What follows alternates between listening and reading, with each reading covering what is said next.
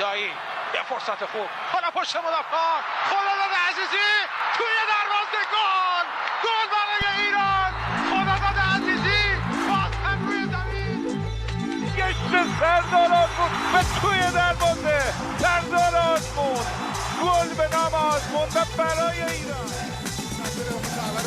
بزنه کریم انصاری گل توی دروازه کریم انصاری دروازه پرتغال باز شد علی دایی سام توپ توی دروازه اشتباه حرکت از کوچان نژاد فرصت برای کوچان نژاد توی دروازه گل برای ایران. Welcome back to another episode of Gol Bezan. I'm Sina and I'm back. I've missed out a couple of episodes. I've been away, but I'm back. I'm so happy to be back on the podcast. And I'm joined by Arya, Allahverdi and Kayal. How are you both doing today? Very good, Sina. Glad to have you back, and good to have our good friend Daniel as well. And yeah, it's a good episode. How are you doing, Daniel?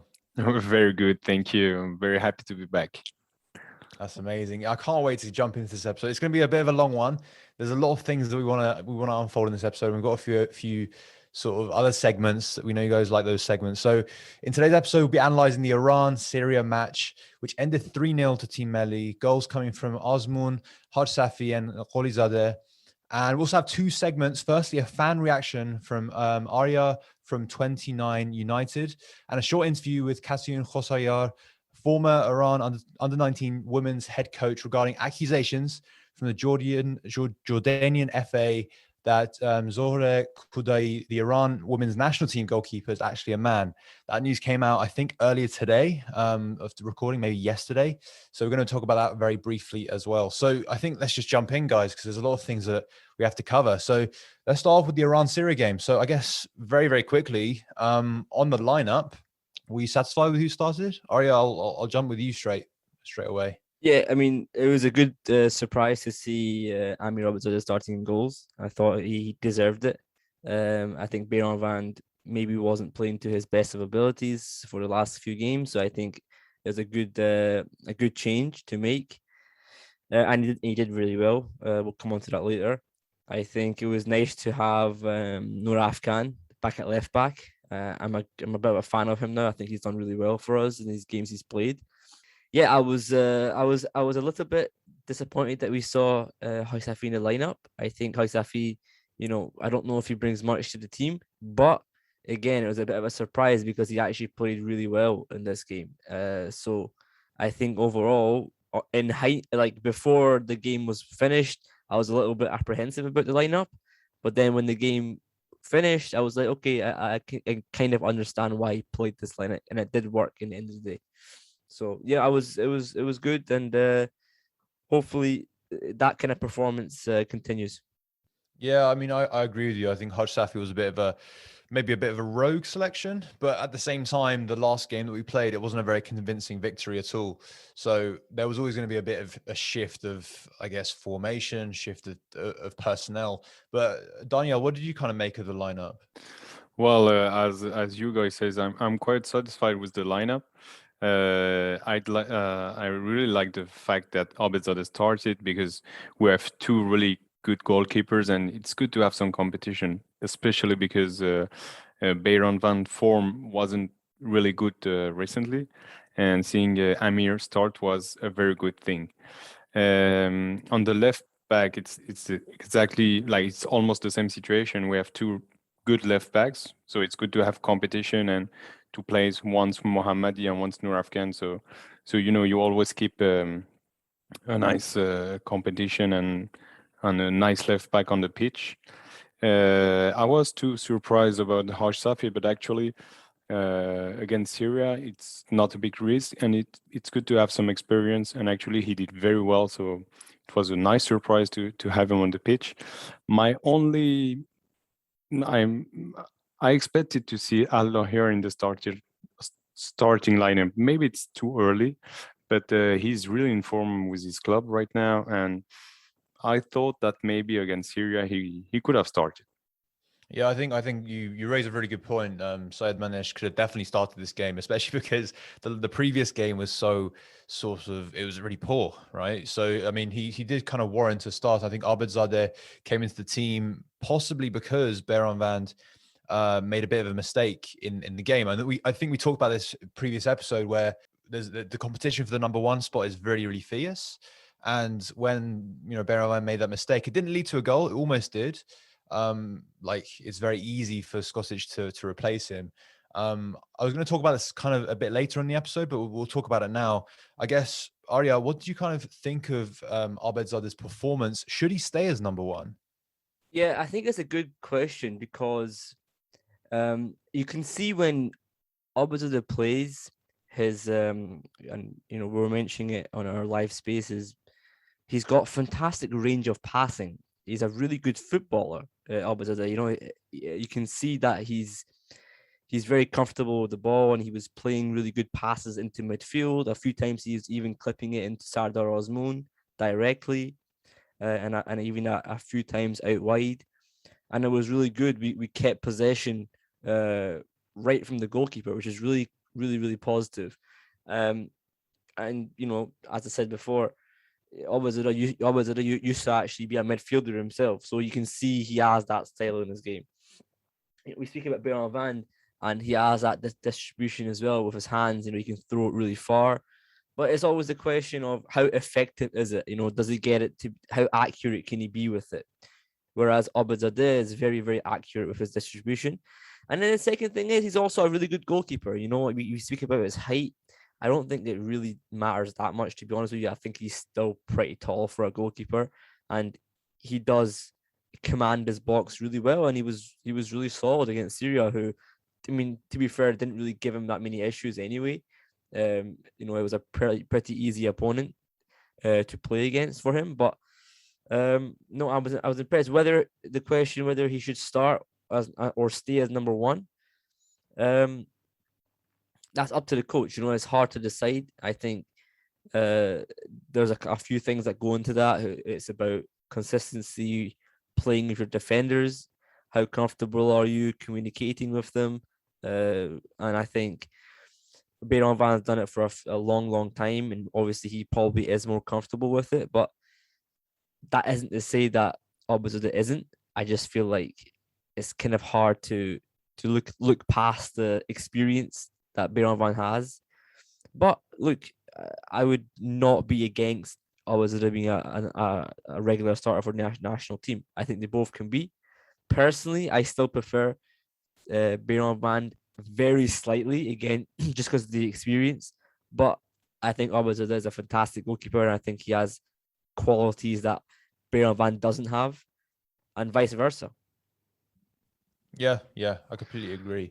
Daniel, I think we're quite sort of. I want to go through a lot of different discussion points in this episode, so I think we'll move on to, I guess, general thoughts on the first half before kind of going more deeply into the episode. So, Daniel, what did you kind of make of the first half performance of the team?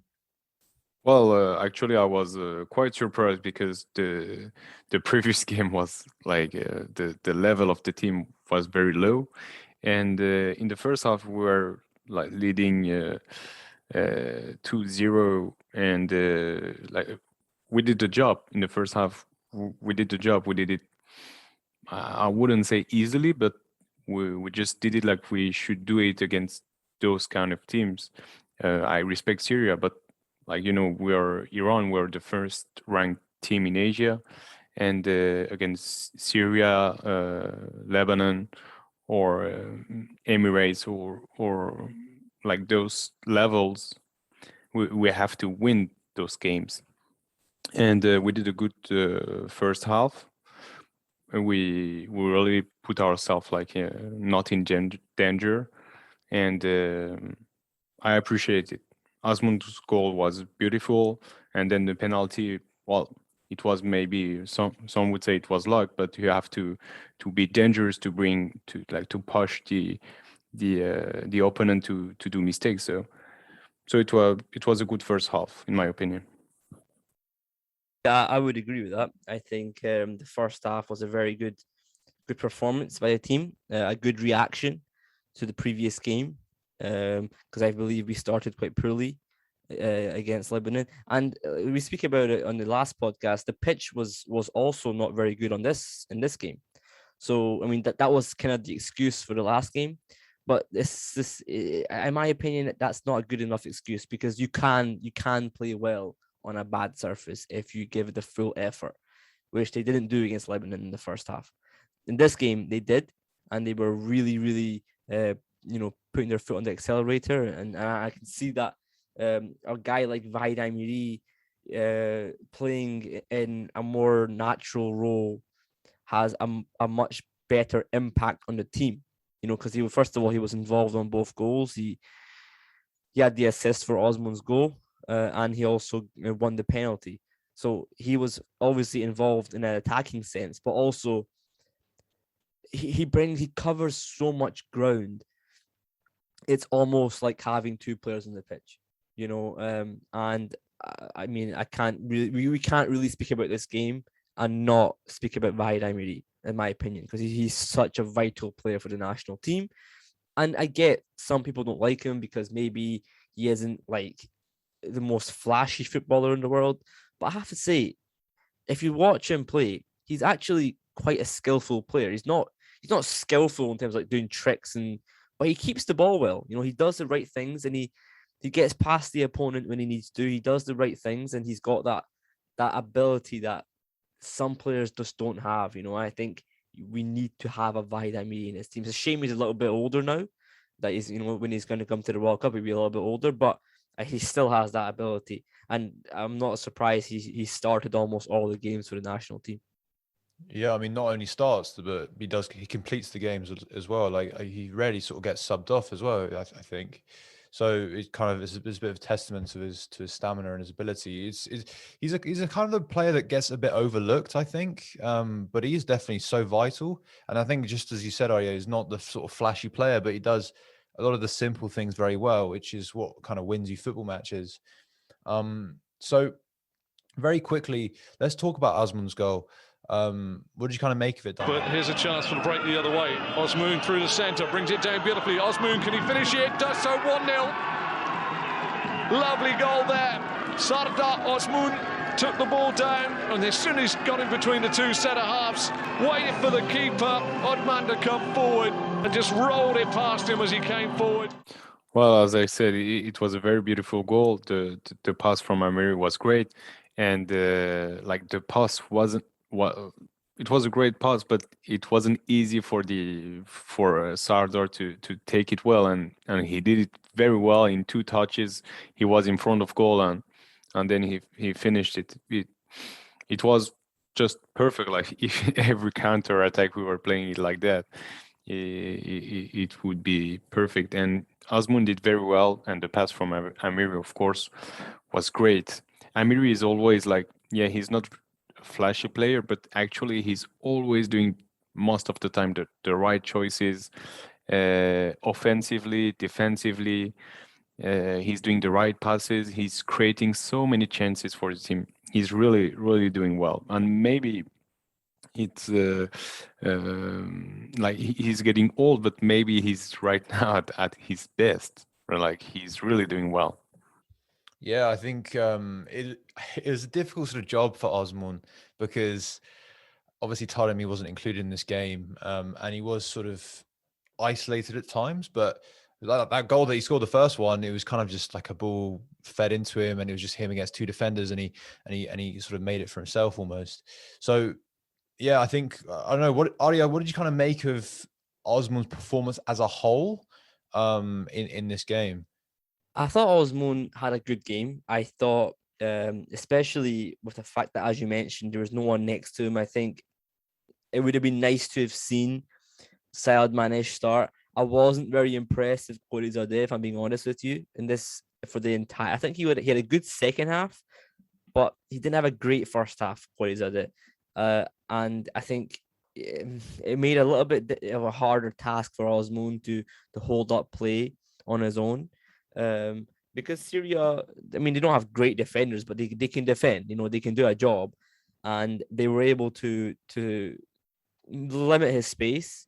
So that was a little bit disappointing in that sense. But I think he was with the limit of space that he had, he was still able to do the best he could, and that's all you want from Osman, really. I mean, you want him to try his best and be the best player that he is, that Iran actually have. And he got his goal, and now he's the I think joint third top goal scorer in Iranian history with Nick Hunam, I think, on 39 goals. So first of all, a fantastic feat. We congratulate him.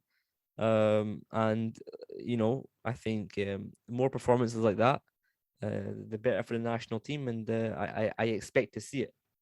Very briefly, the penalty. Obviously, Haj Safi won the penalty. It was one of those ones where it's kind of like some of them are given, some of them are not given, because the defender's hand was in a very unnatural position, but the ball was hit from a very short distance, and I don't know, it's kind of 50-50 in my eyes. And obviously VAR decided it was handball. Haj Safi took the penalty. It's Baye Amiri that won it. Yeah. So, Daniel, what did you kind of make of the penalty? I know you kind of win your own luck and stuff like that, but I don't know. What did you think of it? Well, for me, it is a penalty because his hand, like the defender, his position wasn't good. His hand doesn't have to be outside his body, so it has to be next to his body. And many defenders, when they're in the box, they put their hands behind their back, so they don't touch it with their own hands, even if the ball is close.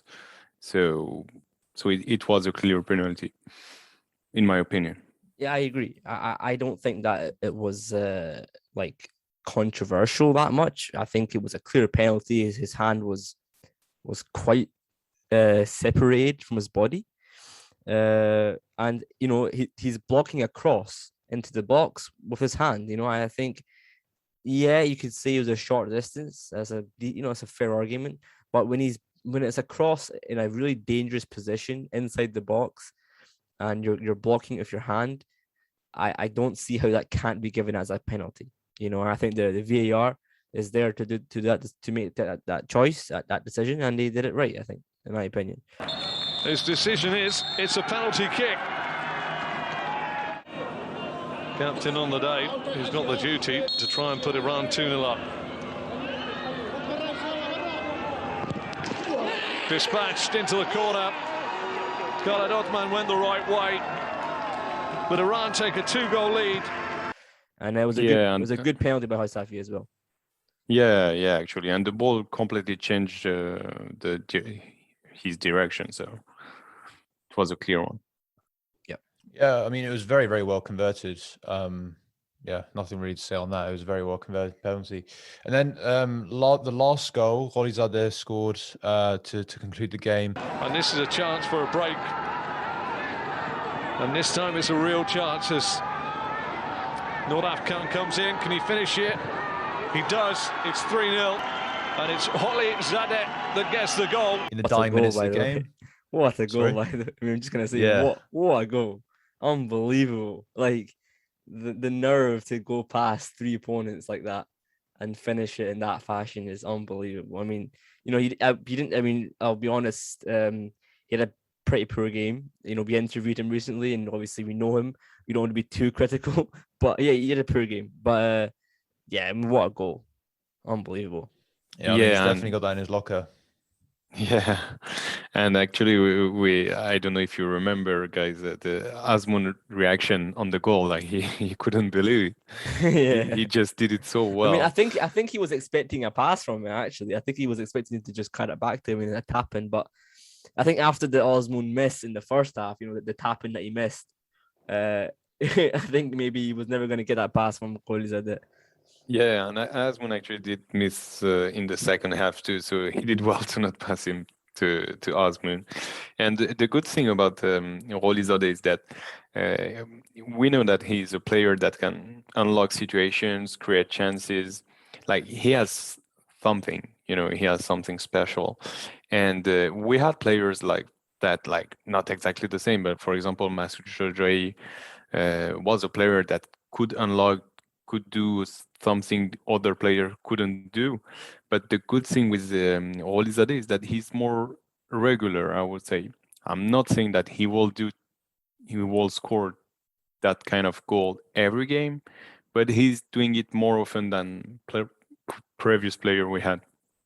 I don't know what to think about that, guys. Yeah, I think he's actually done quite well in the qualification. Obviously, he hasn't had the best performances, but by numbers, he's had a goal. He's had 2 goals against Iraq as well, and I think he got an assist as well. So I think he's doing well on numbers. I think he needs to improve his performances a little bit because he's obviously got the trust of the coach trusts him. He's played the last 3 games now, and the coach does trust him. But I think he needs to do a little bit better when it comes to his performances. I think he has all the qualities. Nourizadeh is an unbelievable player, but I think a move away from Charleroi, as he was hinting to in the interview that we did with him, I think it would be fantastic for him, for his career. Yeah, and actually he's creating chances or situations. For example, the goal against Iraq, the pass on Haj Safi, then Haj Safi crosses to Azmoun, and Azmoun scored. It was Ali Nourizadeh's pass, and he has a great vision, and he's creating often chances actually, and he could do even more regularly, I think. But he's actually doing well. We won't be complaining about that. And yes, I agree. He can go for a better club maybe next summer. Yeah, I mean, he's certainly developed as well. I think, obviously, in the last sort of couple of years, he's really solidified himself in the Team Melli lineup. And I think if he moves club, he'll move on to bigger and better things for sure. He's definitely got the talent. The raw talent is definitely there. So I think he hasn't reached his full potential yet. So it's really exciting to see kind of what happens next in his journey. So I think now we'll move on to the fan reaction from Arya of 29 United. So let's hear that now. Okay, I'm joined by my good friend Arya from 29 United. How are you doing, my friend? I'm good, bro. What about you? Thank you so much for having me here. I'm glad to have you on the podcast again. Give us a little bit about yourself as well. First of all, about your social media, where they can find you. Yeah, you can find me on Twitter, Instagram, YouTube under the @29 United. I post football content, Team Melli content, and some other stuff as well. So presuming all the links will be in the description. I don't know. Yeah, of course. But yeah, that's pretty much what I do.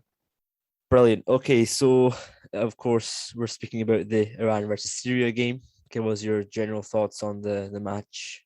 I think it was a much better performance than against Lebanon, obviously. There are a couple of players that really did catch my eye. Ivaid Amiri and Haj Safi are 2 players that were very, very good.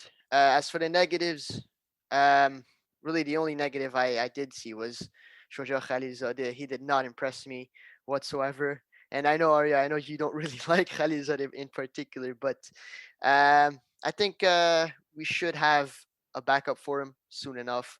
I feel like he's a little shaky in defense. But other than that, I think the offense was brilliant. Azmoun, great finishing. Haji Safi, surprisingly, was very, very great. A lot of people don't really like him as much as they used to anymore. But I think he's all right. And Ali Nourizadeh with a brilliant 3rd goal. I mean, he just bamboozled every single Syrian defender. So yeah, overall, it was a great performance. And I just hope we can continue in this form. So are you satisfied with the result? And how do you think it will take us through to the next match against Iraq? I hope this victory will push the players now. I think they all know that the next game is a must win if you want to get to the World Cup, obviously. So, as I said, with the forward, oh God, can we redo that, please? Jesus Christ. Just keep rolling. Just keep rolling. Okay. So yeah, with the form that they are in, I think the players know that the next game is a must win, right, to get into the World Cup. So if they keep on going how they are going right now, I think the Iraq game is going to be pretty simple. Skocic knows what he has to do now. And fantastic. Arya, I appreciate the time. Once again, make sure you follow Arya at 29 United on Twitter and Instagram. And yeah, I appreciate it. Thank you so much for having me. Okay, thank you, Arya, for that. So let's move on to a quick question. I know some people have asked this, and obviously we talked about Vahid Amidi's performance in the game. Do you think he deserves man of the match for this performance? 100%. 100. And, we did a collaboration with Metrika Stats, and they gave it to Qualifiers. In my opinion, as I said, I don't think he had a great game. I thought Vahid Amiri had a fantastic game. He had probably one of his best games for the national team that I've seen anyway. What do you think, Daniel? Well, I would say 200%. No, actually, Vahid Amiri played very well. He has an amazing stamina. He's everywhere. Defensively, he's good. Offensively, he's good. He's doing the right choices, right passes. Like I will add. He's really good. Sorry, I will add. I think Kanani had a fantastic game as well. I thought he was very solid. He gets a lot of criticism. I think fairly. I think he's not the best player that we've ever had in that position at centre back, but I think Kanani has been really impressive recently for the national team. And it will come on to his defensive partner in a minute, but I thought he can be mentioned. I thought he had a really good game, and I think the other player that again gets a lot of criticism is Ahmad Nourilahi. We'll come on to as well just now. We'll do it now. I thought we'll go on to it. Sia. No, you don't even need me anymore. The next question is about Ahmad and Saeed, right? Yeah, I mean, you don't need me anymore. You can just I was just saying. Questions. No, I'm just joking. I was just saying. Look, I thought Ahmad Nourilahi had an unbelievable performance. I mean, he deserved a goal. I mean, he really did. I mean, he was everywhere, and he really proved us wrong. I think he showed us a little bit in that game, but we want to see it more often from him, because I said this before. I think Nourilahi could have become a really good player 3 or 4 years ago if he had gone to Europe. I think and I know he had injuries, but if he'd gone, I think he could have become a really, really good midfielder. Now he's gone to UAE and he's playing there. He still has a chance to improve, but he had a fantastic game. What do you think, Daniel? What about Saeed? Well, just to complete on Nourilahi, he did very well.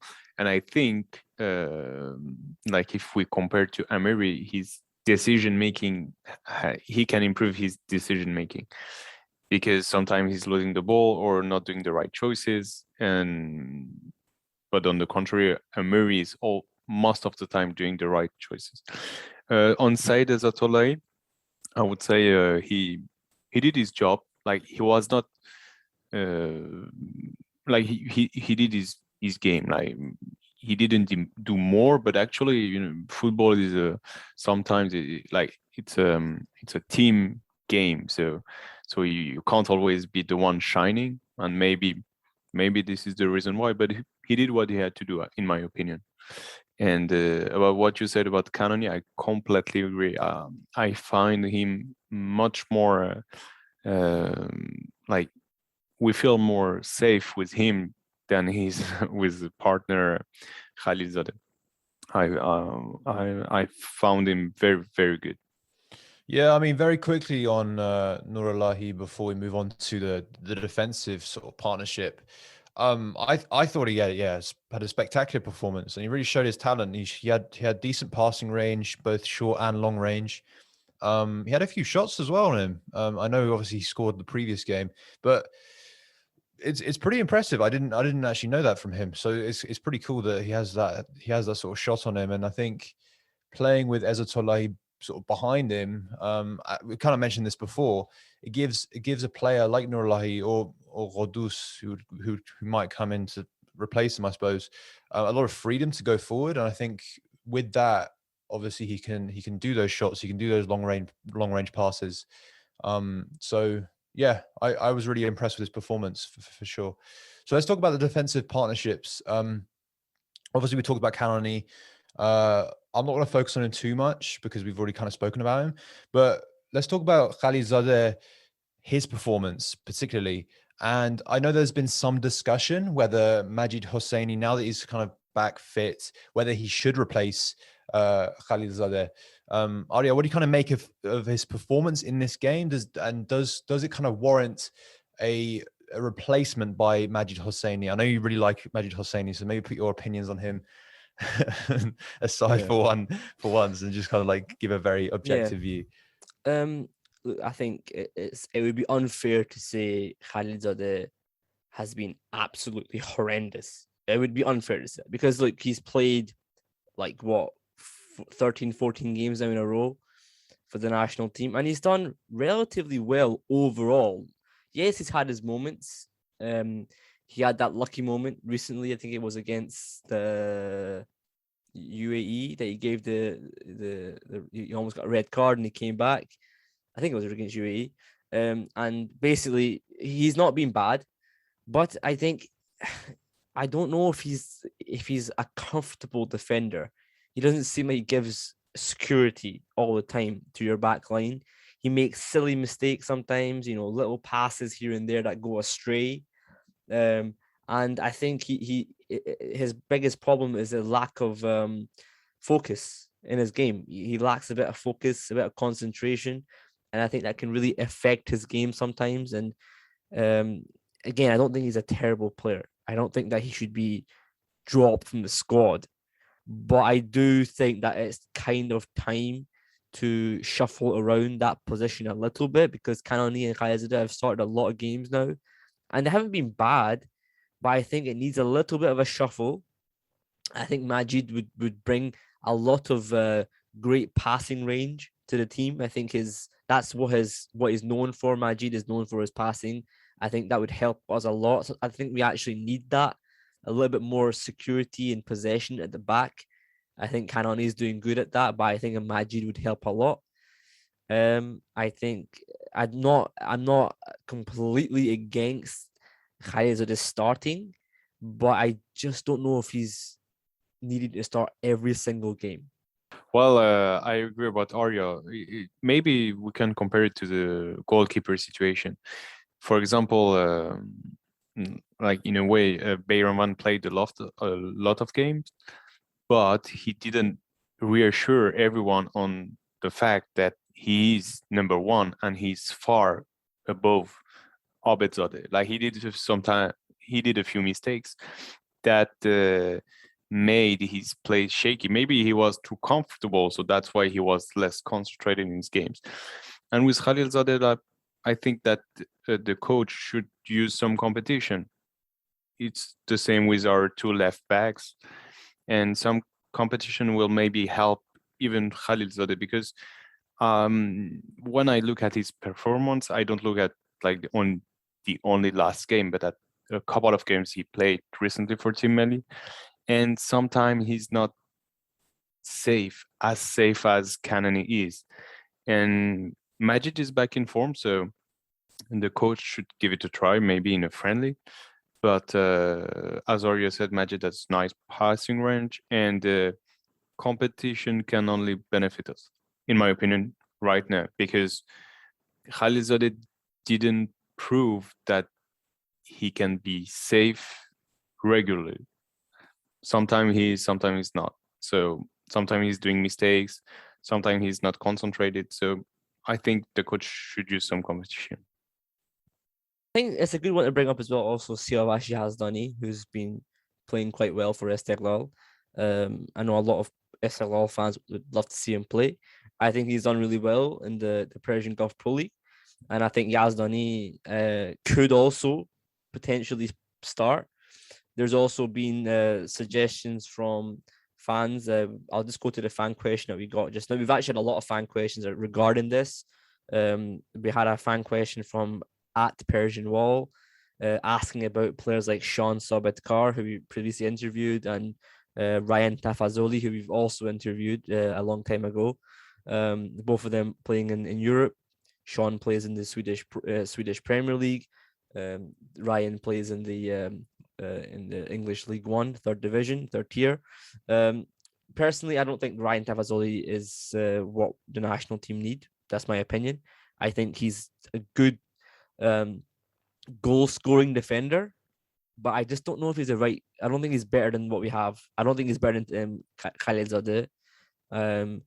Sean Sobetkar, I think, is a good defender. He seems like a really good leader, and he's got good understanding of the game. He's developed a lot since moving up to the Swedish Allsvenskan, and I think he could potentially come in and be an option for us in there as a centre back. But I don't believe Ryan Tafazoli is that guy. Even though he's played against big teams like Man City and whatnot, defensively he's not as good as most of our defenders anyway. And obviously Prali Ganji is injured, so hopefully he does come back as soon as possible. We need him. So yeah, that centre back argument is really sort of vital, especially because Pueli Ganji's coming back from injury fairly soon, hopefully, and then obviously Hosseini's come back. So it is a discussion that's definitely going to be had, but from Skocic and his team. But it's good because we'll have more depth. And talking about depth, I guess with the substitutions that we had during this game, obviously Saman Ghoddos was one of them. Ghoddos. So what did you kind of make of the substitutions? Do you think he should have played? Do you think he should have not played? I think he played he did play in the previous game. Arya, what did you kind of make of it? I would like to see come on at some point. Someone I think it would have been nice to see him in the second half. I think he's done well in recent games when he's been subbed on in the second half, and he was able to impact the game against Bahrain, for example, and against Iraq. And he had he's really good when he has that kind of time on the ball. It didn't happen. He brought on Milad Salak, who didn't really add much to the team. I think he obviously added a little bit of security in defense, but I think we already had that. And we could have we could have just kept Said on. Like maybe he was getting a little bit tired. I don't know. I'm not against Salak coming on. I just don't think he added much to the team. But I wanted to see Koudaei come on much earlier. I think he brought him on a little bit too late. It was good that Sayed Manesh had an impact on the goal. He got the assist for Nourizadeh. And it was also really good to see Ansari Fard. I thought, actually, if no one knows this, Ansari Fard was supposed to start this game from what we had heard. And then the last minute they changed it. So anyway, that's just off topic. But it was good to see Ansari Fard start. And Ansari Fard come on. And I'm just pleased that we got the result in the end. Yeah, Daniel, what did you think about the substitutions and Saman?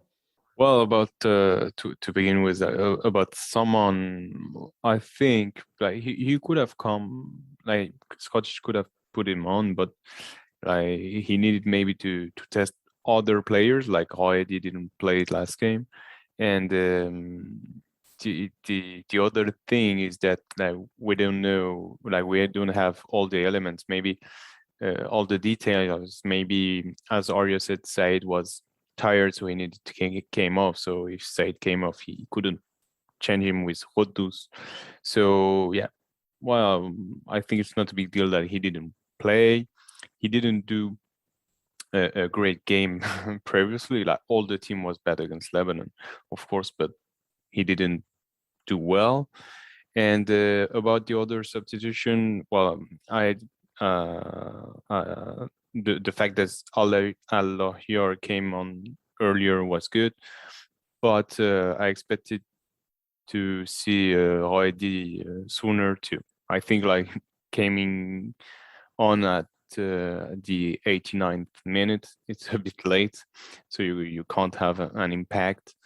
And we all know that Roedi has talent, so we'd like to see more coming maybe at the 70th or I don't know, but earlier on the pitch. Yeah, I fully agree with you. So with that victory, it puts us in a very good position we're almost qualified for the World Cup, which is pretty cool, because a few months ago we were sort of in a stage where we had a few sort of really must-win games. I don't know if you remember, and now we're at a point where we're hopefully going to qualify fairly comfortably.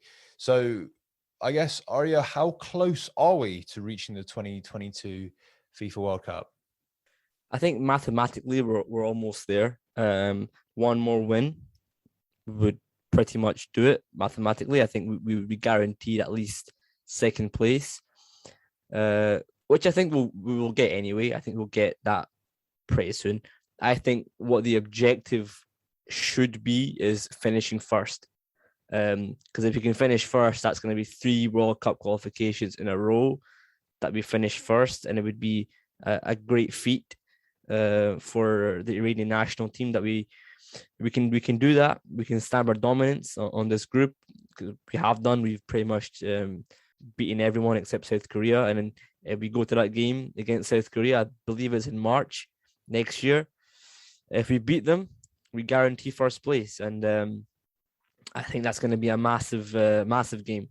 The next one's against Iraq, and as you said, we can pretty much guarantee ourselves in the World Cup. But we want more than that. We want more. Okay, now let's move on to an interview. Samson, part of our team, spoke to former Iran under-19 women's head coach Katayoun Khosrowyar. So yeah, let's hear about it now. Samson Tamijani here, editor of Bezan. I have with me the former Iran U19 women's national team head coach Katayoun Khosrowyar, awarding us her time in this episode. Coach, welcome again to Bezan. Hi, Bezan family. I've missed you guys so much, and honestly, great job with the amount of followers and momentum you guys have been gaining over the past couple of years. Coach, you've been very busy of late. You were the Iran U19 youth team head coach, and you were the Academy U19 coach for Olympic Lyonnais reign of Seattle. You've been very involved in the development of two girls programs on different sides of the globe. You've had quite the experiences as a coach. You've grown a lot, it seems. Would you agree? Oh, definitely. I've been taking my experiences from both of my countries and just trying to help girls globally prosper in soccer and football. And I think it's very important to use the tools that I've gained from both places, because the styles are obviously very different. But I think I've managed to, find the right, solution to a lot of problems that I see on the field. And off the field as well. You've been pursuing your master's degree in global studies. Can you tell us a little about that and the organizations that you're involved with now? All right. So I'm trying to bring in and hone in all my international experiences under one umbrella. And I figured that getting a master's in global affairs from one of the best universities, Rice University, is the solution. Currently, I am on the board of an amazing foundation called Women's Equality in Soccer Foundation, where we support female players and coaches globally, whether they need equipment, coaching courses, or just anything that they may need. We try to provide them. And on top of that, I'm continually just advising the Iran national team and trying to bring in players like myself who are dual nationals to play for Iran. So a little bit of both, but I think right now, with all my experience on an international level, I want to continue in that path. These allegations after Jordan was eliminated by the Iranian women's national team to advance to the AFC championship, allegations made about Zohreh Koudaei, the starting goalie and well-known penalty stopper for Iran, as well as for Zobahan. This is not the first time she has been under these unfounded allegations questioning her gender. And you've spent a lot of time with her as well. Can you tell us a bit about her and what is going on with this whole situation? In a time like today, where people are now becoming more of an ally of women and supporting women, this is a defamation suit. This is allegation for what? Why are you accusing a well-known goalkeeper of being a man? Is it because she's doing her job right? Is it because she's saving penalties that you accuse her of being a man? Clearly, she is a very well-known name in the country and in Asia. If you look at her credentials, she's been in almost every tournament. Don't you think by doing a little bit of research, you could have realized that she's definitely a huge part, the heart and soul of the national team? To call her a man and make it go viral, it's embarrassing. Not for Zohre, though, for the people who have accused her. Like I said from the beginning, At a time where right now there's so much momentum of people becoming allies of women, why would you do such a thing? It is not the time, not the place. It never was, and it never will be. Zohre, wonderful human being. She was one of my very first friends when I moved to Iran because she spoke a little English. And at the time, she was always trying to translate for me, but her dedication to playing and always getting better on and off the field is something unsurmountable. I've never seen anything like that before when it comes to a player trying to achieve success. And you will see her always waking up earlier than everybody and always sleeping later than everybody. If she's not training football, she's watching football. If she's not watching football, she's talking to someone about football. And there's a reason why she was able to stop those 2 penalties from Jordan. She's been studying the game for a very long time. All in all, Zohreh Koudaei is a very good friend of mine. And, she's a national hero, and she will be Asia's top goalkeeper. Have you spoken with her since all this came about? I've spoken to her only about training because she's focused right now on the Asian Championships. And between us, there's nothing that's going to get in the way of her psychology as far as her prepping and mentally being very tough for what is to come end of December in India, which is the Asian Championships. She's been on the team for a long time, it's over a decade ago. Would you characterize her as one of the leaders on this team, which has gotten through to the farthest they've ever been in World Cup qualification? She's definitely one of the leaders of the national team. She's made a lot of progressive moves as far as helping champion the Iran national team to the next level, as far as whenever we come out of a group qualification or if we are advancing in Olympic qualifications. She's always been the heart and soul of the team. And as far as her personality goes, there's rumors that goalkeepers are very, they don't like to talk too much. They're not very social, but she is a social butterfly. She's so much fun to hang out around. And, whenever I have a bad training day or a bad game, she's always the first one that comes to me and, criticizes me in a positive way and also tells me what I can do better. She's just, like I said, she's the heart and soul of the team. And that Iran senior women's national team, again, they will be competing in the AFC Women's Championships come January 20th. They will be playing against the hosts, India. They are also grouped with China and Taiwan. Coach, how do you see this playing out? They're training hard. Obviously, you have those big names there, but why not? I think we have enough experience, enough exposure. The girls are very hungry to advance. We have an incredibly amazing, talented coaching staff. And the federation is very supportive of these advancements for women's football. So why not? Why not take it to the next level? Why not shock the world? I do know that the girls are training day in, day out. They're mentally preparing. We have, everything is at our disposal. We just have to use it. At this point, I believe it's all the mental part of being able to win. We have the training done. We have, the tactics done, but now we have to mentally prepare for these very tough games because usually we lose to ourselves. And that's the shame part of all of this. Whenever we end up playing against these top teams, we're scared of playing against these top teams. But now the girls are hungry, they're prepared, and they want to achieve success. Because women's football is gaining so much popularity in the country. Men are now big fans of women's football. For example, Mahdi, one of the best forwards that Iran has had, and he's a legend at this point and a hero at this point. He came out to the defense. So it's showing that, we have a lot of allies now. We have a lot of people who are supporting us and they want to see us advance to next levels of women's soccer. They want to see us training on the field. They want to see us being able to build academies for more women to join. So it's created a huge, shift in mindset when it comes to supporting of women's football. And that's why there's parallels. And we're going to want to hear from you, the fans, after this episode. Tell us your thoughts on the team and questions about the team, because we'll be covering them a lot more extensively into the AFC championships. And on that note, Coach, it's no secret that there have been very talented foreign-based Iranian women's players, Iranian American players, some that you have recruited. The Parvar sisters come to mind. They are currently still competing at Vanderbilt University, and there's more out there. What can you say about the team calling up some of these legionnaires? I think it's very crucial for the development of women's soccer in Iran, because now they have a basis to compare themselves to see where they have to start working more on from a player-to-player perspective. And I also want to be able to give a chance to players that, like myself, are dual nationals and they want to represent Iran.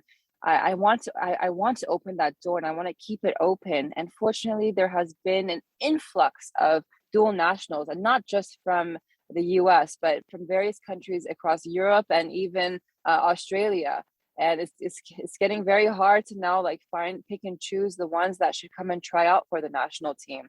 I really believe it's a critical step in helping the national team. Why? Because these girls have been playing since they were 5 years old in those countries, and they have a very specific system. They have a very specific mindset, and that really can help and hone in and actually influence the players in Iran for them to also see, okay, she doesn't eat after 8:30 p.m. and she doesn't eat junk food, and she takes care of herself in this way, and her mindset is that way. I think they're able to share a lot of good experiences with each other, and the Iranian girls based in Iran can learn a lot from that.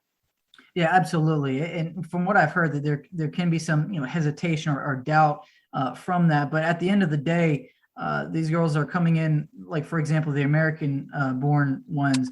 I mean, the women's equivalent of the EPL of La Liga. You think of that, that's basically what they're growing up in the American girls soccer system, and you know that very well.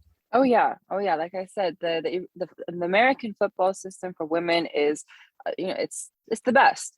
So why not bring that experience and shed some light on it in Iran, where these girls can learn as well from their hamtimi, their teammates. So I think it's a good trade-off.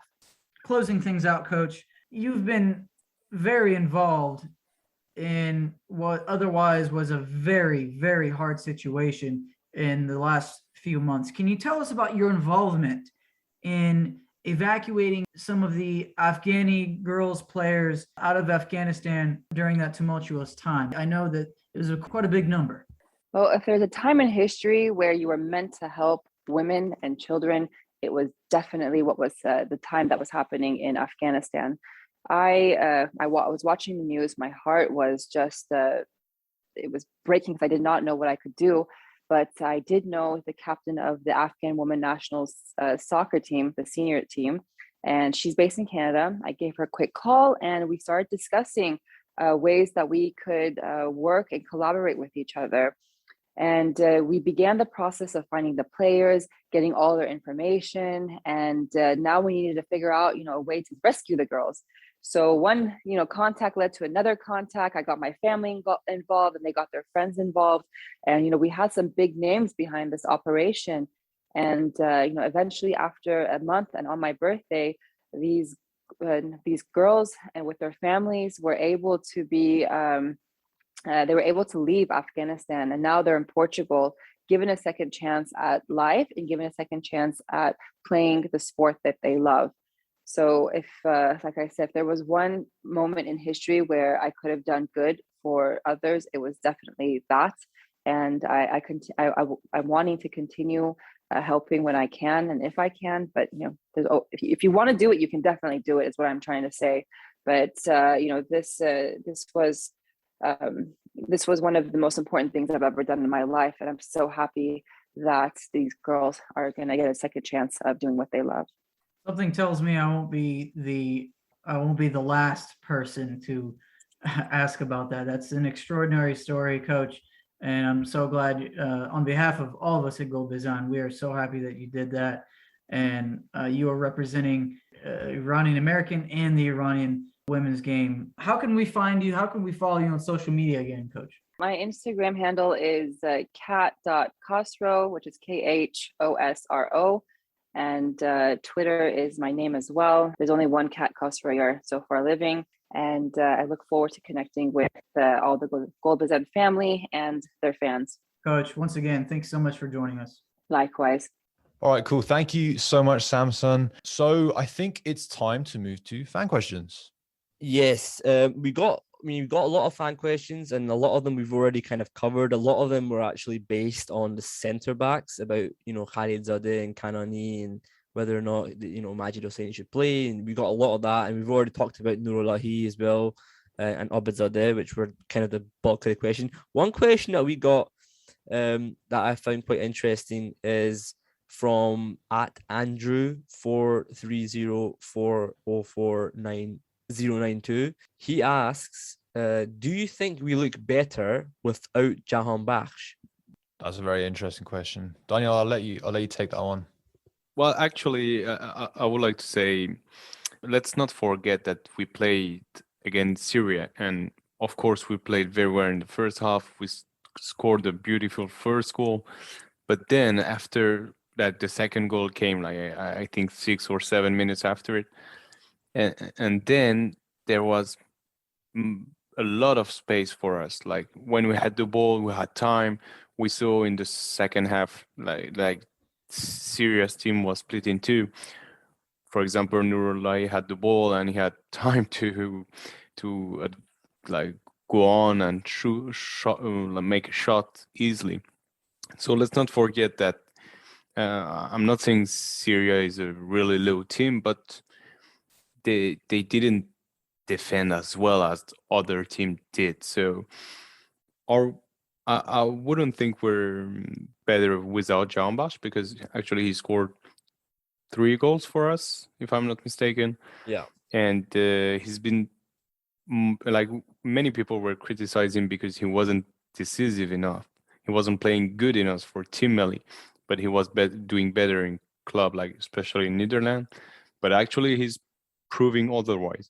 We will see against better teams, because again, playing against South Korea is different, but actually he even scored against South Korea. So, but let's see. But I think he's doing better for Team Melli now than he did before, and will always be better with him, with the team we have right now. But let's see in 1 year or two how the team will evolve. Yeah, I think that's a really good argument to make. I think this is the thing, though. This is an argument. I don't know if I completely believe in it, but it is one where across the whole team, it is very like the goals, right? The goals that we score primarily come from Osman and Taremi, right? And these are it's not very good to have an over reliance on them. But then if you look around the team, it's quite difficult to find players that can actually score goals on a consistent basis. Javanbakhsh on his day is one of those players. So having him in the team provides a different sort of angle, different sort of structure, different sort of threat going forward. And that's what I like about him. However, it's the inconsistency that he brings that it's difficult to judge. And I've said that on many different episodes. So I don't know. That is an argument, and I think we've talked about obviously the over-reliance on those two players before, but with Javanbakhsh, he kind of takes that away from those two players. So I don't know. It's an argument you can kind of put out there. Yeah, I agree. I agree with Daniel. Next question we got from PersianFootball.com forums. The question comes from the user Zohreh Koudaei. He asks an interesting question as well regarding the legionnaires, the foreign-based players. FIFA is saying that clubs won't be obligated to release players for the World Cup itself until 1 week before the tournament starts. Because obviously the tournament starts in December or November, it's in the winter, so it's not an ideal time for clubs, so they're not obligated to release players a week prior to the first match kicking off. I didn't actually know about that. That's really interesting. Well, that's really bad, but especially for, I'm thinking in terms of the Premier League players. Obviously, we've only got one at the moment, and because Premier League during the sort of Christmas period is really hectic. So yeah, I think Bundesliga and other sort of leagues are more relaxed, but even so, that's not very good. Yeah, but I think that kind of goes for all countries. It's not just Iran. So I don't think it won't. It's not one of these things that it affects us sort of disproportionately, which is kind of what's been happening in a lot of other instances, right? I think clubs will release their players. Like they'll release them. I don't think they're going to have an issue with that. I doubt it. I don't think that, I think I can see some clubs potentially having a little bit of, a little bit of a go at them here and there. But I think there won't be any issues. And I think our players are not playing for like massive clubs. And obviously Porto for Taremi and Zenit for Osmun, providing they stay at these clubs, I think they will release these players. I don't see it being an issue. And that's pretty much it for our fan questions. Okay, well, thank you so much for sending in those fan questions, everyone. We do massively appreciate them. I guess I'll conclude the episode there. So Iran's next match is against Iraq on January 27th, followed by February 1st against UAE. And I'm pretty sure we said this earlier in the episode, but if we do win one or two of those games, then we're pretty much qualified. Is that right, Arya? Yeah, one game. And one game. You mathematically qualify. Sweet. That's so we could potentially qualify on January 27th, which is pretty cool. I know we put this out there on social media, but a big thank you for helping us reach 5,000 followers on Twitter. A huge milestone for us. Reached thanks to your support. The Twitter page has been around longer than I've been on the pod. It's been around for ages. So it's so nice to have it reach 5,000 followers. I think I'm going to wrap up there guys. So thank you so much for Arya and Daniel for joining me. Thanks again to Arya, Nourizadeh and Katayoun for their time as well. Be sure to stay tuned and follow us on all social media, podcast platforms. Thank you again for listening. Arya, Daniel, thanks for joining me. And see you again very soon. Thank you, guys. Excellent episode.